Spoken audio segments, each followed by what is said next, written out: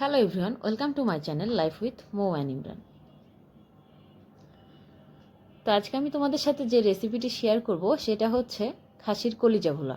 আমরা অনেক দামি জিনিস বা গ্রাম দেশে বলে থাকবে যে খাসির কলিজা, অনেক কিছু বড় জিনিসকে উদাহরণ দেওয়া হয় খাসির কলিজা। তো আমি আজকে সেই খাসির কলিজা ভুনা রেসিপিটি তৈরি করে দেখাবো তোমাদের সাথে। তো আমি ফার্স্টেই এখানে আমি পুরো রান্নাটাই তৈরি করব সরিষার তেল দিয়ে। তো ফার্স্টে আমি এখানে সরিষার তেল দিয়ে যত রকমের গরম মশলা ছিল সেটা আমি অ্যাড করে দিয়েছি, সাথে আমি বেশি পরিমাণের পেঁয়াজ কুচি দিয়ে দিলাম। এটাকে আমি ভালোভাবে নেড়ে চেড়ে ভেজে নেব। ব্রাউন কালার হওয়া পর্যন্ত আমি ওয়েট করব। ব্রাউন কালার হয়ে গেলে আমি এরপরে এক এক করে বাটা মশলা অ্যাড করব।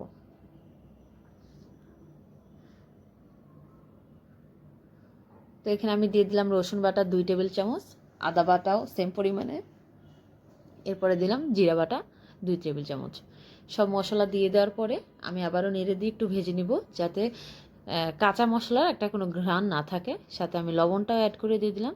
এগুলো যখন একটু ভাজা হয়ে যাবে তারপরে আমি এখানে অ্যাড করে দেব গুঁড়া মশলা, সাথে হলুদ গুঁড়া, ধনে গুঁড়া আর মরিচের গুঁড়া। যে যেরকম ঝাল খায় সেই অনুযায়ী দিয়ে দিলাম।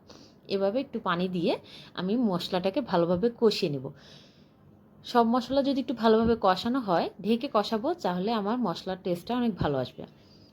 তো যখন তেলটা ভেসে উঠবে তখন আমি বুঝে যাব যে আমার মশলাটা কষানো হয়ে গেছে। এরপর আমি সাথে অ্যাড করে দিব আমার যে খাসির কলিজাগুলো আমি ভালোভাবে ধুয়ে পরিষ্কার করে রেখেছিলাম, সেই কলিজাগুলো আমি অ্যাড করে দিলাম।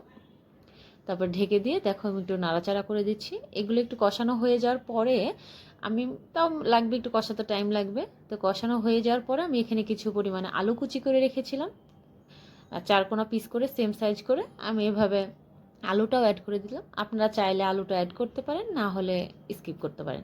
এর সাথে আমি প্রয়োজন মতো পানি দিয়ে দিলাম।